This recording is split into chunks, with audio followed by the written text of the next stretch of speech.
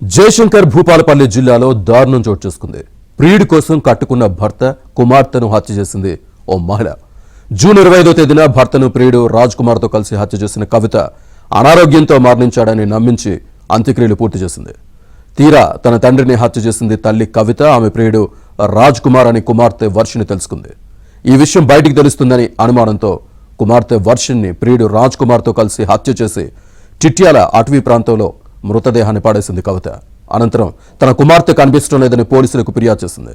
చివరకు హత్య చేసింది తల్లి కవిత. ఆమె ప్రియుడు రాజ్ కుమార్ అని గుర్తించి అరెస్ట్ చేసి రిమాండ్కి తరలించారు.